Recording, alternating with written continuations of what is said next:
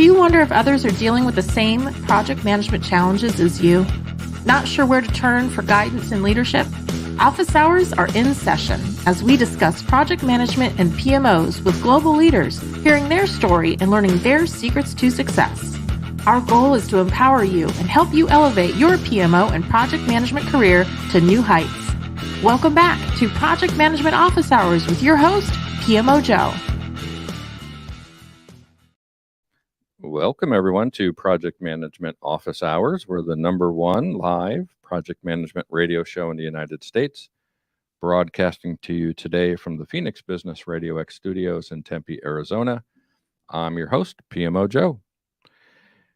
We're going to jump into our topics on project management and gamification coming up in just a little bit. But before we jump into that, just want to do a little recap. I was at the PMI Global Summit last week in Las Vegas, and it was a fantastic opportunity to be able to connect in person with so many different friends that I've made over the past 3 years remotely from all over the world. So there were folks from India and the Middle East, South America, Europe, Africa, and some of it coincidentally were people that I didn't know who knew people I knew. I mean, it was an amazing collection of people within our industry to be able to get together and network and learn. So many great sessions presented by leaders from around the world on a variety of topics. So if you didn't miss that, I think there is an opportunity to get a virtual attendance to that and be able to see the replays on some of those as well. Highly recommend next year. I believe they've announced it's going to be October 26th through 28th, if my memory serves me correct, and it'll be in Atlanta, Georgia. So it'll still be here in the States again next year. And if you weren't able to make this one, certainly recommend you're able to make to the next one. Also, a reminder that these shows are all about 1 hour long. And if you're in need of claiming PDUs to get your certifications renewed, great opportunity to go back through the library of shows we've had over time. Our 5th year, we're up to about show 115, 14, whatever the number is. It's 100 and something. So that's a lot of time that you have available to you to go out and listen, not to me, but to our guests, all the great things that we've heard from so many fantastic guests that we've had on over the years. So highly recommend you go out there and get some good PDUs. And at this time in studio, we have one of our guests, and we have a second guest who's going to join us mid-show. We were just doing a workshop on using a project management board game, and he was leading that training. So he'll be joining us in a little bit, and we'll take him in live as we're doing the show. He'll join us, and we'll do that. But first, I want to thank Andrea Clinton for joining us. And Andrea, if you can take a moment just to say hello and let everybody know a little bit about who you are. Thanks, Joe. Hi, my name is Andrea Clinton, and I think I can say I'm probably one of the few 100% career project managers. I've been a project manager in some variety for over 25 years, and literally my first job was as a baby project manager, and I've been lucky enough to have some wonderful mentors over the years. I've worked in a variety of industries across multiple different companies, from startups to Fortune 10s. And I think it's just something that I just love doing. And even when I sneak out maybe into something else, I always come back because it's just such a rewarding career to have. And maybe even Fortune 1, possible, I think. I don't know. I haven't looked at the Fortune list in a while, but if they're not #1, they're probably pretty close as well. That's true. And we'll get into a little bit down the road, but a new venture as well into your own business that you've recently taken on. So some exciting project management transformation, I would imagine, where you can take those skills into a different industry and help that organization as well. Yeah, absolutely. Completely left field for me. About, almost a year ago, we decided, my husband and I, to open a restaurant, which was something that we had never done before. But I was definitely able to take all of my project management skills, both in deciding to open the restaurant, the construction, putting together the processes and procedures, and the hiring. Everything was relevant every step of the way. And even today, as we're in operations mode, there's many projects that happen on a daily basis. So project management isn't just sticking to a formal project, you can make a project out of anything. Absolutely. And we'll dig into that a little bit more as well. I mentioned the project management board game. We had just played upstairs in a different part of the facilities we're at here. It was interesting. I was observing and kind of training or assisting in the workshop. And at the beginning of the game, there was all of these concerned looks on faces, and people were anxious about what was about to happen. But after about 45 minutes or so, all the smiles were starting to come out. What's your thoughts on the game? Just again, we'll dig in deeper when Daniel gets here, but just your initial thoughts on playing that game and how did that work for you? I had a lot of fun, Joe. It reminded me years ago, I was at a training and we were given a book called You Can't Learn to Ride a Bike at a Seminar. And I think the same is true for being a project manager. You can't learn to be a PM unless you have the opportunity to have those hands-on skills. And even though it was in a very controlled environment, it provided everyone with the skills that they needed to think through both tactically and strategically how to manage a project in a semi-real world. So it was great to see folks going from completely nervous, as you said, to feeling successful as they went through it and really starting to embrace some of the terms that maybe they had never heard before. Yeah, it was a lot of fun. We had a prior guest on, Roger Haskett, several years ago, and Roger is an entertainer as well as a speaker and actor. I mean, he's so well-rounded. But he had talked about play, and as adults, we don't play as much as we did when we were children. Yet when we were children, we use play to learn, and it's accepted. That's just normally what we do, right? We'll put our children in, whether it's at school or at home, into an entertaining and fun environment so that they have an interest in what they're learning about. But as adults, we put ourselves into these boring classrooms of training, and someone lectures to us and they read things to us. So I love this board game in a workshop setting because it brings play back into it, right? We want to do better. We want to enjoy it. We work with our teammates. One of the groups was singing happy birthday. Another group was telling jokes. I mean, it was fantastic to have play be as important as learning, so that the two of those pieces together made it be somewhere that you wanted to be to get trained, as opposed to what you might get from a boring classroom setting. And I think just building on that, Joe, it also highlighted the human part of it, in that we were connecting with each other as people. We may have been individuals running projects on the board game, but we took the time to have those moments of lightheartedness in order to get to know each other and really make the process of the project even easier to go through as you got to know the people. And that's so important in projects in real life as well as in the game that we had today. Yeah, fantastic. So I know, as you said, you've kind of been this lifelong project manager throughout your career, and you've had an amazing career of different challenges and different opportunities and different roles. What kind of, you don't have to get into any of the details, of course, on all this, but there's a lot of listeners who are either starting their career, or maybe they're thinking about, should I make a change because I'm not certain if I like where I'm at.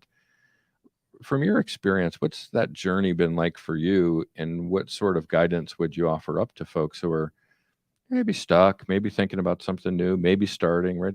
We're all at a different place in that journey. I would say that for people that are starting out new, it really does sound daunting to start with. And I would say that learning the terminology and the craft of project management is probably the easiest part. If you really open yourself up to the human side of project management, people are everything on your projects, and finding a way to be that project manager that other people want to work with. As you know, you very rarely have any direct authority. If you're constantly building relationships with people, then you can apply the craft of project management to everything that you do, which is, of course, is important. But that doesn't necessarily matter all that much if you haven't developed the people relationships and skills along the way. So focus on that as a starting point. Yeah. And you know, we've talked in the past and about this, but not everyone is kind of born the same way into project management. The introduction may be different, your skill sets may be different, your background is different. You've been a leader of project managers as well, so you've had teams that work into you. What have you observed of kind of how do people get into this amazing profession differently? Side note, in Vegas, people were telling me that project management's not a profession, and they gave me all the technical answers as to why it doesn't equal what an accountant is as a profession. I don't care about that. I live in the real world, and in the real world, what we do is a profession. Side note. Back to you, Andrea. I mean, I really do think that project managers are born from so many different places. It is a genuine interest in driving something to a successful outcome and having the ability to be organized and bring people together. And you don't have to be of any specific background or any specific skill set. I found that a lot of administrative roles lend themselves very nicely into project management. But sometimes it's surprising. At Apple, we had the opportunity to do a program once a year called Boomerang, where we brought in people that were completely outside of project management. And I had the opportunity to bring in a young gentleman from he was a technician. He worked as a technician. He'd never worked on a project, didn't even really know what project management was. And watching him just have the desire to learn, the humility to know when he was wrong. We gave him the hard skills that he needed. He brought the soft skills, and he went from thinking that it was something that he could not possibly do, it wasn't in his life, to, oh my gosh, I'm really good at this, and this could be a path for me if I wanted to. So I think that looking everywhere for project management, and you will be surprised at the type of people that are really, really passionate and able to deliver. Yeah, I saw something, I think it was last night. I like to watch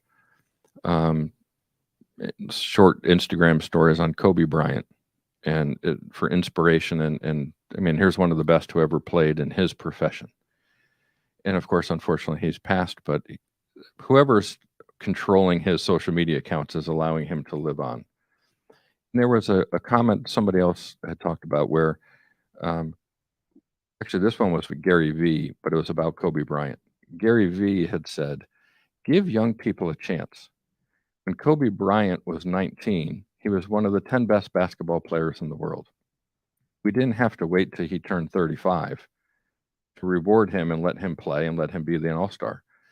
In project management, I that really hit home because I never let the young person run the important project. There's probably Kobe Bryant project managers out there all over the world. They may not have the most experience, but they may have the most skill. They may have the most capability. And if we don't allow folks who have that innate born skill to be a project delivery person, we may lose them to another profession because somebody else may recognize that and give them a chance.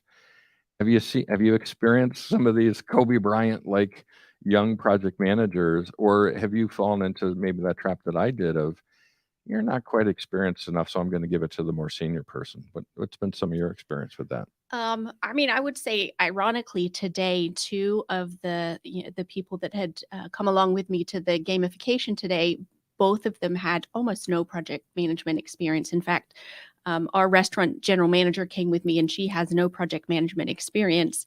I knew she had a great personality, and just watching and listening to her embrace the game, even today, I saw that somebody that didn't have a background in it was using all of their skills and drive and connection, picking up the technicalities of it and doing great.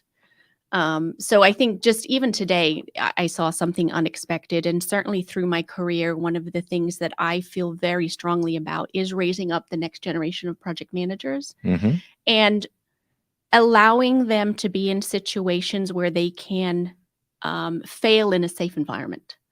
And I think that's so important when a young project manager, for example, gets to present in an executive forum for the first time oftentimes as senior project managers, we want to have that moment of spotlight. We want to have that moment of glory.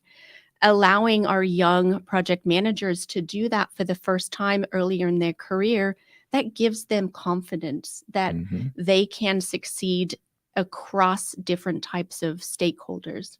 So I've definitely seen that across my career, and it's something that I try to bring to my everyday life and every project that I come to. Yeah, and I think where we as an industry maybe have fallen a little bit short, there's some movement, but not enough, is we don't teach project management in middle school and high school. Some colleges, very few have it as a degree program. So we're not allowing people to blossom as project managers until they are in their mid 20s, late 30s, right? Because it doesn't get exposure to them. This is one of the things that also came up at Vegas is a lot of discussion about education earlier in life. We organize, we plan, we communicate, we achieve. Sounds like everything my seventh grader's doing, but we don't teach them the skills to go do that, right? I told the story. He recently had to hold a 5-pound bag of sugar, decorate it like a baby, and for a week he had to be a parent to this bag of sugar. They're trying to teach responsibility and parenting. Man, I wish he was learning about organization and planning and communication instead. Seems a little more real than walking around with a 5-pound bag of sugar. Absolutely. And actually, when my daughter was in high school, I made the effort to go and teach a class on project management to, I want to say it was her sophomore high school class. And it was something that was brand new to them. But I do remember that they were very excited about the concept. It would be great to go back and see if any of them took the bug forward. Yeah. But I agree, these practical skills and project management is one of those things that no matter where we go as a society, there's always going to need this skill in some way. It's not replaceable very easily through automation or technology. Yeah, I mean, some of the stats out there say, we're going to need 25 million more project managers in the next decade. Well, where are they going to come from? We have to start grooming them. We have to start allowing people to grow into this profession. I don't know if there'll be enough people to get into it if we start too late.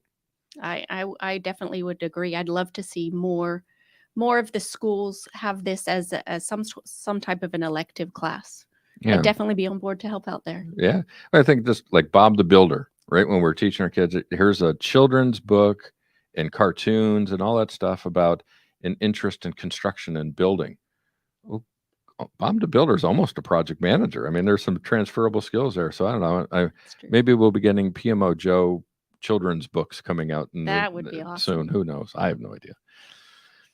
You had mentioned when you did your introduction about mentoring.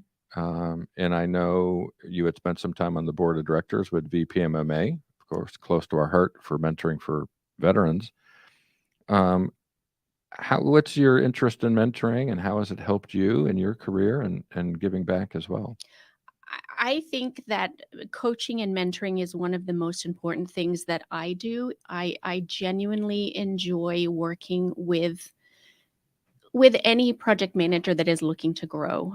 I get almost as much out of it, I think, as they do, because you're constantly learning how to work alongside different types of project managers, because everybody is different. And as you're working, even with some of the younger generation, they think differently. The way they approach problems is different. And while I may come in with a certain preconception, working alongside different thought processes, it's helping me grow as well. So I think that I have actively mentored, dozens of people over my career, and it's something that I will always make the time to do.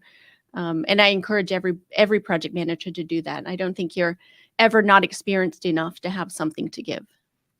Yeah, and I would imagine now as a restaurateur, right?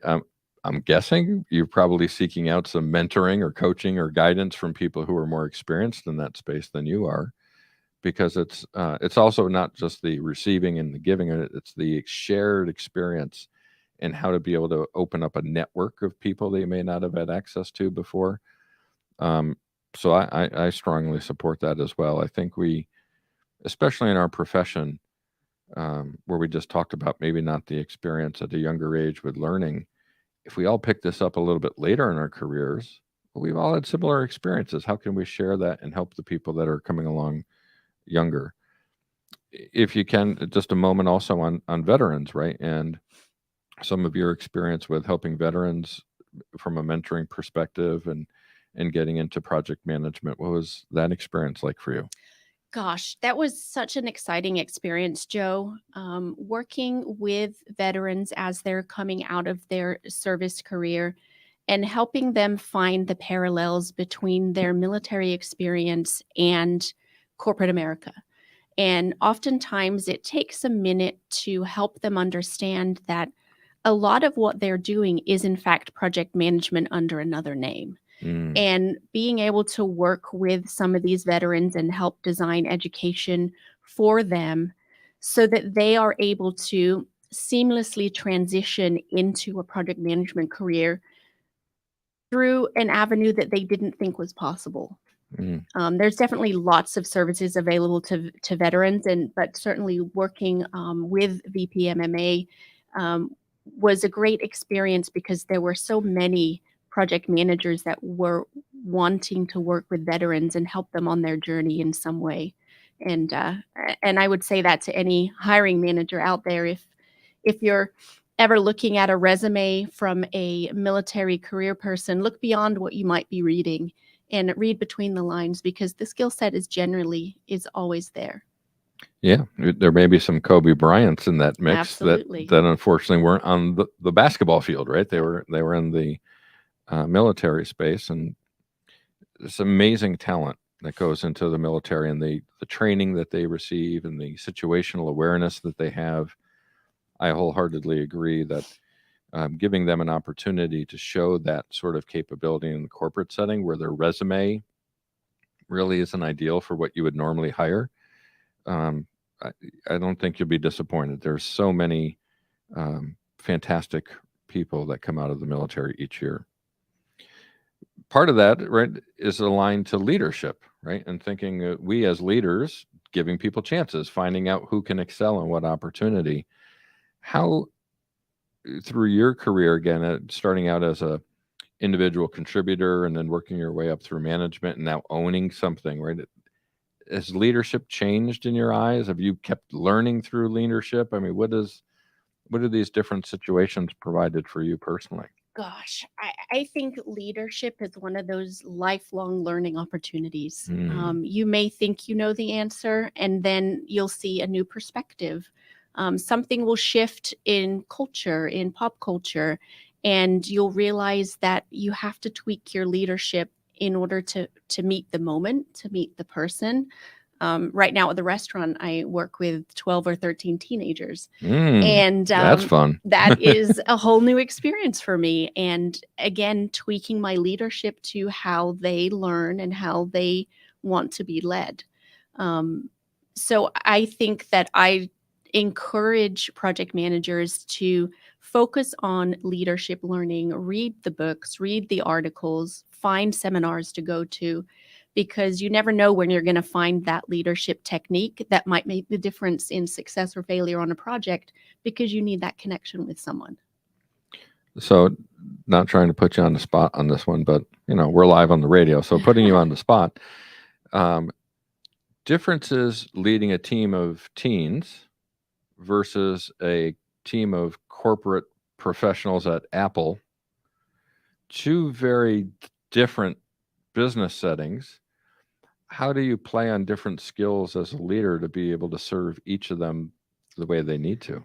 Gosh, I would say that our teenage crew are very literal in a surprising way. And to give you an example, I might say to someone, hey, could you go do a quick sweep around the restaurant to make sure the tables are clean? And they would go get a broom. Oh boy. So just learning that they are very literal in their leadership, and they need very specific information, and they want to know the why. Why am I doing this? So how does it affect me? How does it affect the restaurant? Whereas in a more corporate situation at Apple, for example, they're used to the ambiguity, right? They're used to having to make decisions without all the information. They're used to having to follow direction that they may not completely agree with. And I think that is truly the difference, is between having to explain and be very literal and working with people that can take and work with ambiguity and make the best out of what they have and keep asking the questions until they get to where they need to be. Yeah, this is interesting to hear this perspective, because my daughter, who's 17, be 18 in a couple of weeks, was just recently promoted to manager at not a full service restaurant, but a food service business. And my initial thought was, I am so proud of her. It's fantastic. I mean, you're a manager at 17 years old. But then I said, what are the owners thinking? How can a 17-year-old manage mostly teens at that place? But what you're saying fits into that, right? It's the situational awareness that maybe that's exactly the type of manager they need for that sort of setting, because she probably wouldn't say to them an adult thing like, go sweep around the restaurant, right? She would literally have to tell them, go look underneath the tables and make sure no guests left anything. Exactly. So that's interesting. I learn from her every day, one, being a parent, but to a teenage daughter, but also now as a manager, to see the responsibility that she has. And again, this goes back to teaching project management at a young age. She's building schedules. She's understanding when people are out sick. She's understanding they had a free giveaway day. So came home from high school and immediately had to get off to the restaurant to be able to be there for that. And came home and celebrated that our times were faster than last year and we sold more than we did last year. And she's the manager this year. So she's so proud of that, right? That's awesome.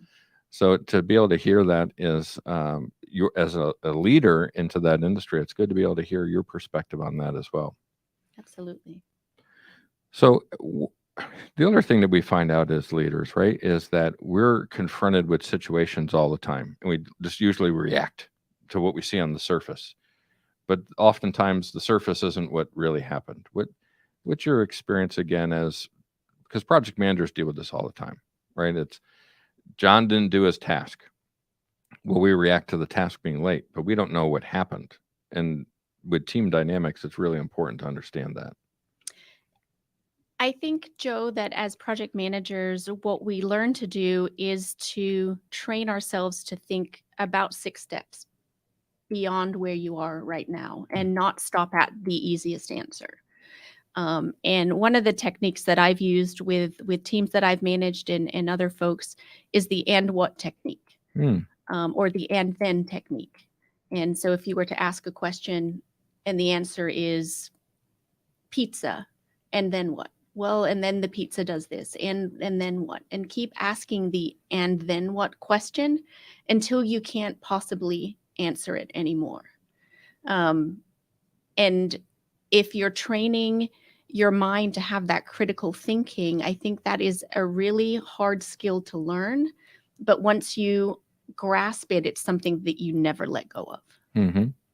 I like that. In the past, I've used 5 whys, ask the why question 5 times, but I've never had the and then. Yeah, it's just a different way of looking at it. Yeah. Because especially with when you're working with some of the younger folks, it will almost be a half answer, a half question. Is that right? I think this. And so if you just keep pushing, well, okay, and then what would happen? And if you did this, then what would happen? And what might happen? And just continuing following down that path. I've seen a lot of success with getting much further along that critical thinking path. And again, you just used a context of maybe helping that team get there. But on projects, we often are working with sponsors who may or may not know they're the sponsor because they don't understand our language. So we're calling them a sponsor. They just think that they're responsible for the project. Have you used that with more senior resources as well to be able to manage up and to be able to get senior folks working on the projects as we need them as well? Absolutely. You have to do it a lot more subtly, of course, and walk it a lot more subtly. But the same approach does work in that context as well, by asking questions to the answer. And if you see an answer or an outcome coming that you know what the outcome is going to be, finding ways to ask the question, well, what if this? And when we do this, then this will happen. And asking the questions in a way that they almost arrive with you where you need them to be. The technique is the same no matter what. Obviously, the delivery changes depending on your stakeholder. Absolutely. So let's think back to the game today. It's a project management game, but you've never played it, so you don't know what's going to happen during the game. So if we take that "and then what" mindset into the game, do you think that fits in there? Because again, you're given instructions in the game. It's, I liken it to Monopoly, right? It's, how do you play Monopoly? You put the board in front of you, lay out the cards, lay out the money, move your piece, and then whatever happens, happens. What's your take on the gaming situation that we played through today? And it does "and then" or "why" or how does that fit into maybe some of the gameplay as well? Oh, I absolutely did that today. As we were going through the game, thinking through, if I make this choice, and then what will be the next thing that happens? And is that the outcome that I'm looking for? And maybe I have to pivot because the "and then what" is potentially a risk that I want to try and avoid. And so, and then I'll take a different direction. And then it's almost like being in a maze, making sure that you're following the right path, and then backing up if you're not on the right path. So I definitely used that today. And then during the game, right, there was planned tasks, unplanned tasks, risks, constraints, milestones, gate reviews, all the things we have in projects, and put it into a setting where some of it was planned. It was your planned tasks, but you could land on a space that was unplanned tasks. Did it simulate? Obviously, the project itself wasn't important. It was the steps of it. Did it simulate being in a project? Oh gosh, it really did. Yeah, as we were working through the program within our gameplay, if you will, you think that you're going to start working on your tasks and you have them all lined up and you're thinking, what could possibly go wrong? I've got this. This is totally easy. And then before you know it, there's a risk thrown up and you have to stop and address that risk. Or there's a constraint that comes up and then you have to turn around and go backwards, or have to try and borrow resources from somewhere else. And, in some cases, the actual planned tasks didn't get done hardly at all because there was just constant reaction to the things that were being thrown at you, which is exactly how projects are. Yeah. Yeah, and again, going back to Monopoly, you've got your gameplay, and then you take a chance or community chest card, and it says advance 3 spaces, or advance to go, or pay $100 for each hotel you have. And all of a sudden you're like, well, I don't have enough money because I just spent it to buy all the hotels. It's the unknown things that make Monopoly be great, frustrating, exciting. This board game, for me, it's not the same as Monopoly because it's specific to project management, but a lot of the concepts are the same, right? It's putting something in front of you that can be fun, can be challenging, can be unknown, and then seeing how people interact with one another to make the game progress. Yes, that was definitely the hands-on, real-life ability to start to develop that critical thinking. Because if you were not thinking in several different directions, then I think that the game would have been very frustrating. If you're just focused only on getting to your next task, which is honestly how a lot of new project managers start their careers. I'm just going to go from task to task to task and everything will be great. And then get thrown a curveball and they're not really sure where to go with that. So being able to react to those situations and think through, okay, how do I stop that from happening in the future? I just landed on a space that made me pay this much money. How can I avoid that space in the future? And you don't really know that you're doing it, but you really are having to kind of go from strategy to tactical, and kind of flex that muscle in and out throughout the game. And before we played today, I think it was last week, you would ask, say, Joe, I'd love to play this game, but is it okay for maybe people who don't have any or limited project management experience? I said, yeah, of course it is.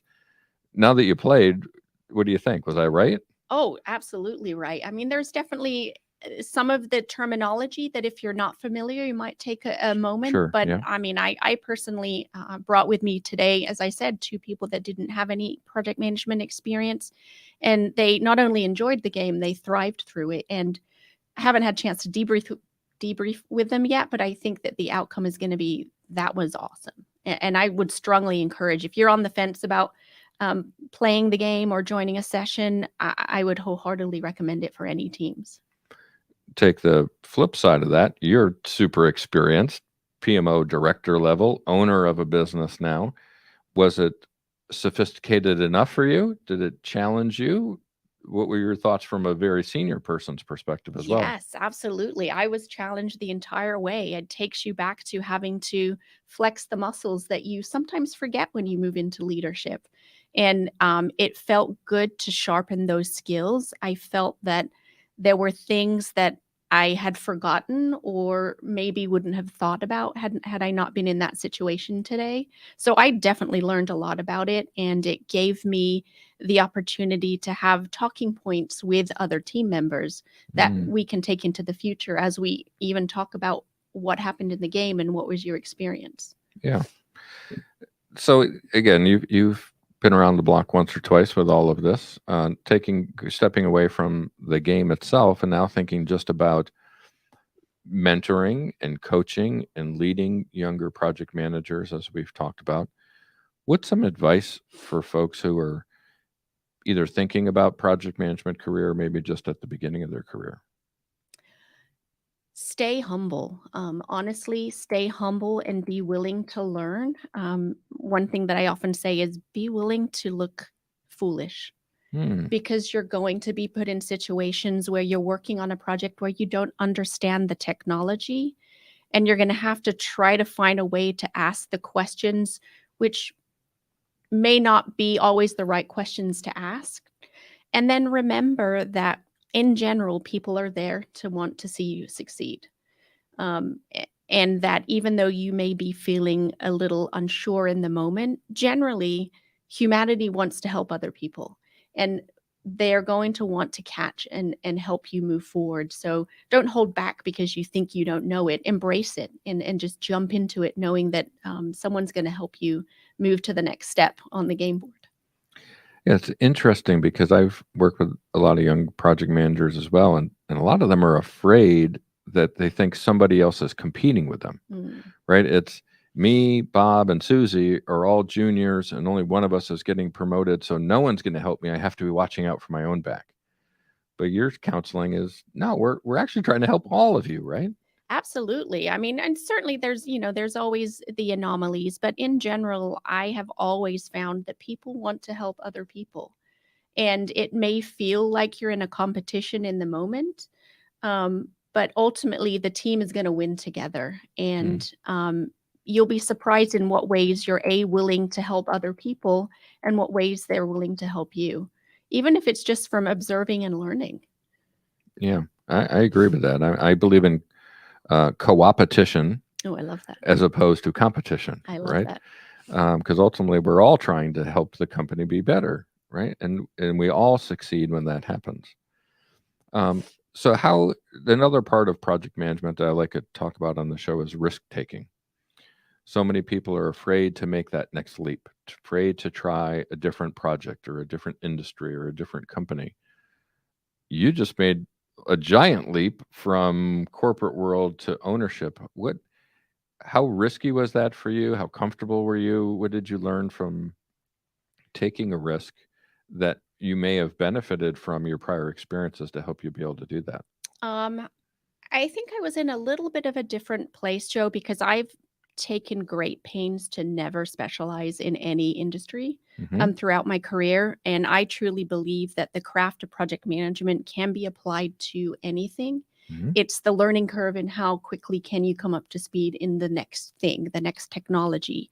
So it was definitely terrifying to step away from corporate America in a very stable job that honestly I thought I was going to retire from. So that part was terrifying.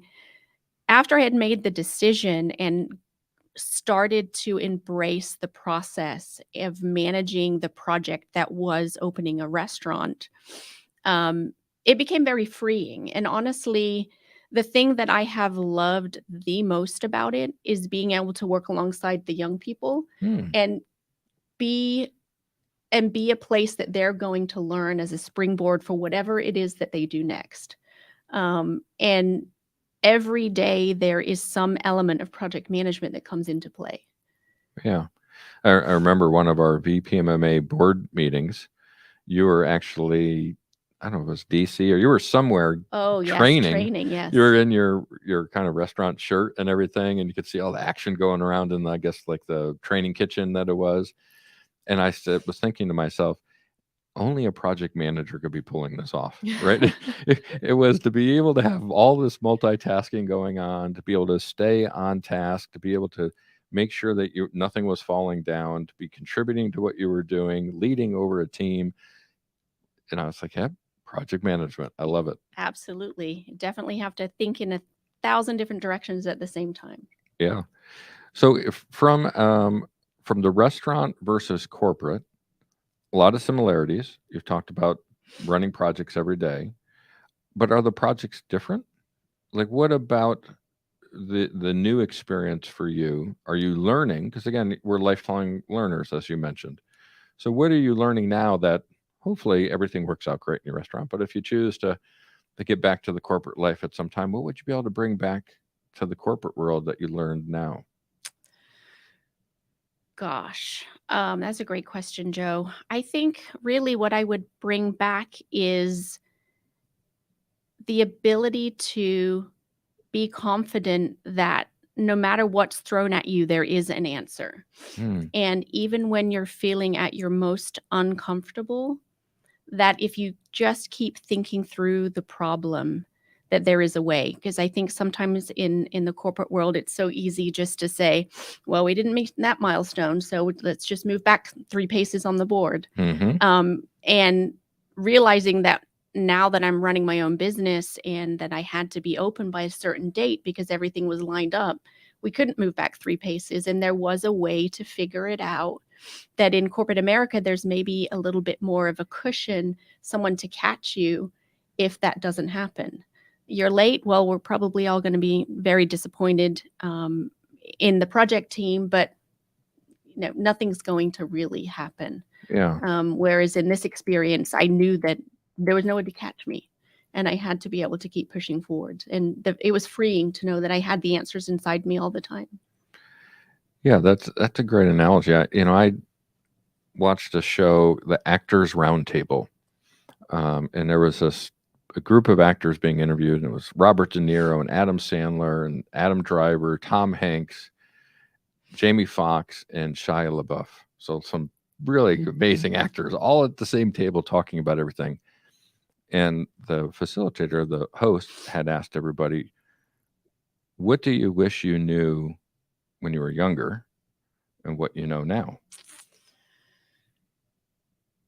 I wish that I knew.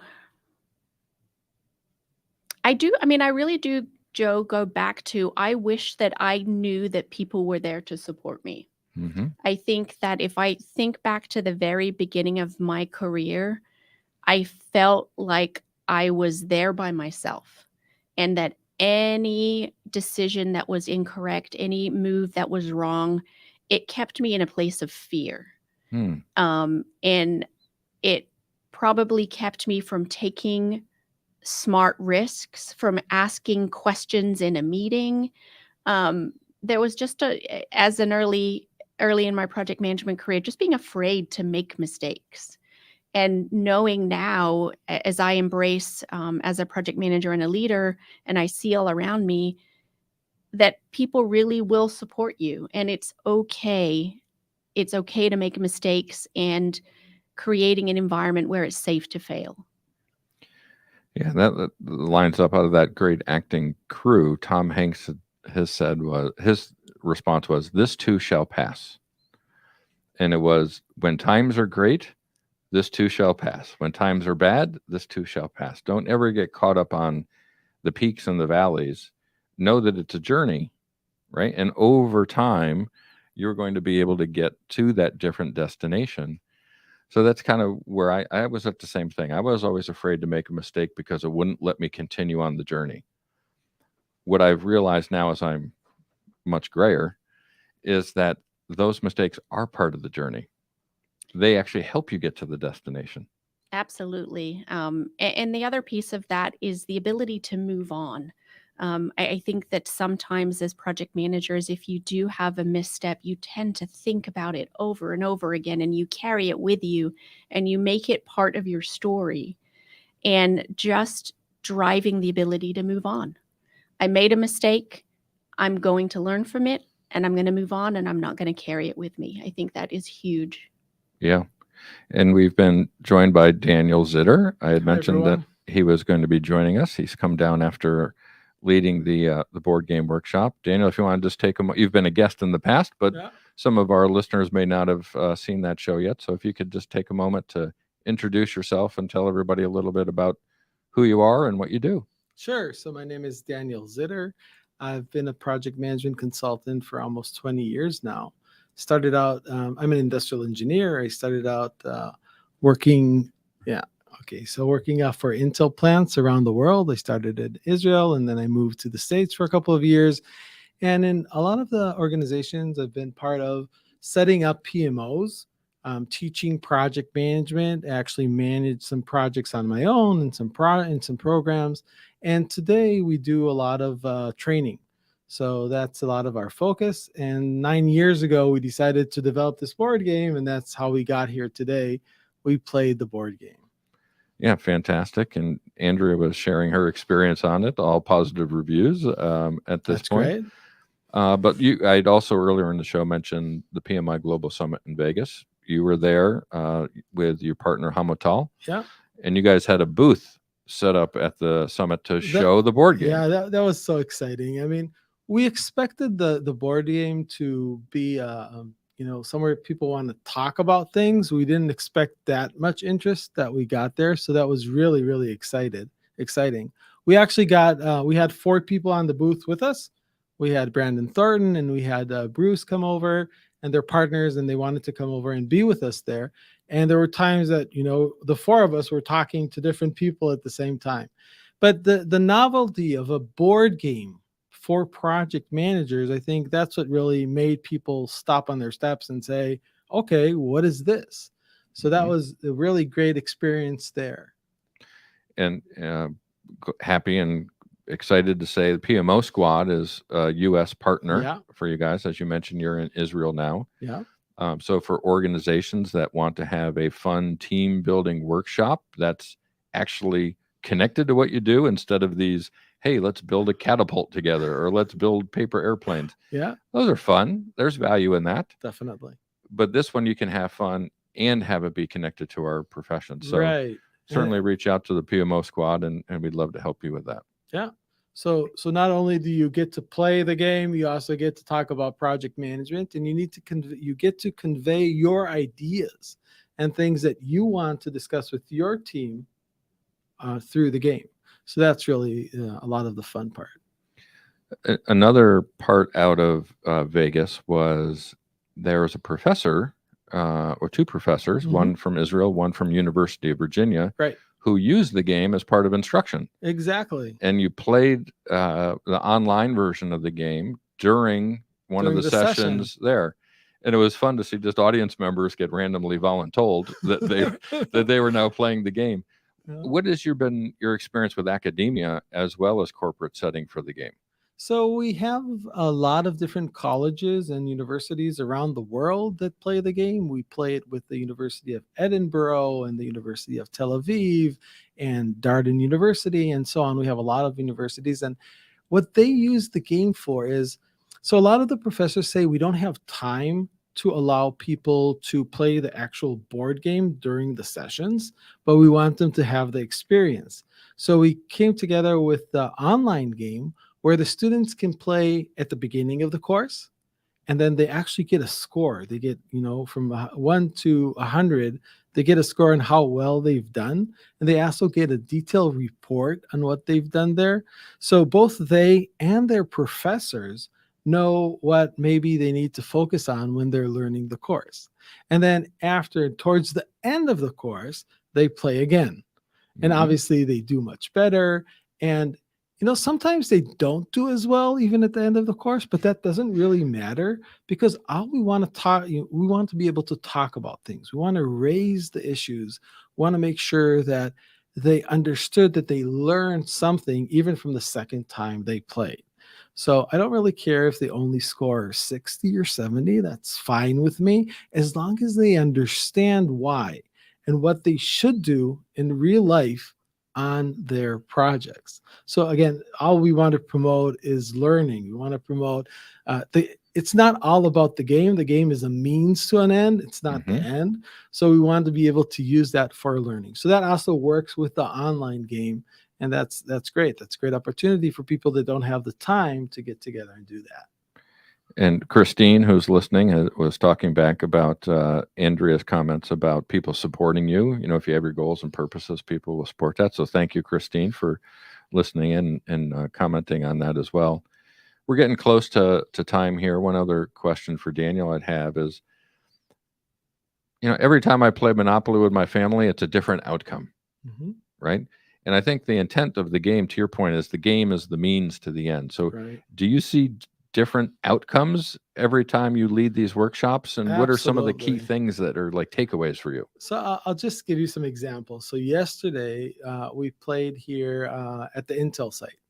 And we had some really experienced program managers. I'm talking about people that have, I don't know, dozens of years under their belt managing programs. I'm not talking about small projects. Yeah.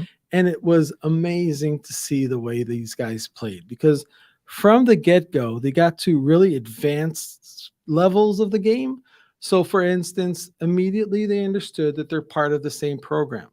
They started sharing resources among one another. Now, most people that play see the game as a competition, right? They're trying to, so it really depends on who you are, what amount of experience you have, and conveying it, on the game and what you do there. So it's really a lot of fun seeing these different types, different levels of experience and how they use the game and play the game. Today, we had in the room some people that knew not much about project management. This was like their first or second encounter with the world. And you could see that a lot of what they were asking about were terms in project management. What is a risk? What's a program? What are constraints? What does it mean that I have a predecessor of a task? So, it's a very basic level, and that's wonderful because you can get that stuff. And then you had some really advanced people, even today in the classroom, who really looked at the next level. And they were collaborating among themselves, and they were sharing knowledge. And so, every time you play, as you said, every time we play, you get different points. And that's the fun with it. And the first time you play, you get certain things, but definitely you can play the same game again and again and again with the same team and get more and more results and talk about and emphasize different things. Yeah, the reason why we became partners in the U.S. for the game is because of that, right? I felt if we went and did 100 different workshops, we'll have 100 different workshops. It won't be the same workshop 100 times. Exactly. So for us, that's exciting, right? To be able to go in and as we talked about Andrea earlier, use gamification to help it be a learning experience for individuals and companies and teams. Yeah. So here we are. We're at the time of the show where we wrap up and wind things down. Andrea, great conversation with you on your career and mentoring, risk-taking, support, and growth as a project manager on this journey we're on. Any last comments of maybe anything we didn't get to cover, or if people would like to continue and connect with you in the future, how can people connect with you? I think we covered a lot of great stuff, Joe. Thank you. It's been my pleasure, and I'd absolutely love to connect with folks. You can find me on LinkedIn, Andrea Clinton. I'd be glad to connect, and however it can help any current or budding project managers, I'd certainly be glad to do so. Fantastic. Thank you for joining us. And Daniel came in late, but again, you've been a guest before, so we're a little familiar with you. How can folks learn more about you or the game, what's the best way to get in touch with you? So obviously you can learn more about the game through PMO Squad, and that's the one way you can do it. Another way would be to go to our website, which is PMZone.com, or reach out on LinkedIn. I'm more than happy to link with a lot of people out there and get to talking about the project management game and project management in general. I just really love talking about it. So feel free to do that. Awesome. Well, thank you so much for making the trip from Israel. It's fantastic to have you over here. Thanks for having me. Another one of my friends virtually for many years that we finally were able to connect in Vegas and then have you come down here. So super excited to have you here in person. Thank you, of course, to all of our listeners. Without listeners, you don't have a show, right? So people keep tuning in. We keep doing the show. But I will report, I think this is the first time I'm going public with this, that my next show is going to be our last show ever. Oh. So we're bringing the live shows to an end. And what we're going to do, we have 5 shows, 115 episodes or so, is we're going to go back now and revisit those shows. And we're going to pull out pieces from those shows and then repurpose them, not to have more live shows, but to repurpose and share, because I don't even remember what I talked about 5 years ago, right? But it's still valuable, and there's a new audience of people who want to listen. So we're out there talking with everybody about what we're going to do with the next iteration, but one more show to go, and later in December, we'll have that guest on. Go out to pmosquad.com//podcast, and you can see all of those shows. As I mentioned, great opportunity to be able to collect a PDU and help you with your recertifications. Of course, these shows are live, as we saw. Daniel walking in, it's just as we had planned, it was live. But we record them, and we release them as a podcast. So out on your favorite podcast platform, you can catch all of the different shows. And thank you to our sponsors, the PMO Squad and the PMO Leader. Please be sure to go visit their websites and learn more about what they offer. And of course, in this instance, we'd love to talk to you about the PM board game. It's a great opportunity for you and your team to do something fun, especially now that we're back together again, but keep it within the context of project management. If you're a PMI chapter somewhere in the United States, contact us. We'd love to bring it to your chapter meetings and have it be part of the offerings that you can provide to your chapter members as well. So that's it for now. Office hours are closed until next time, which will be the final time. I'm PMO Joe, and you've been listening to Project Management Office Hours. Thanks for listening to another episode of Project Management Office Hours with PMO Joe. You're not alone in your project management journey. We're here to help you achieve your goals. Subscribe to Project Management Office Hours on your favorite podcast platform to catch all of our episodes and hear industry leaders share their story and secrets to success.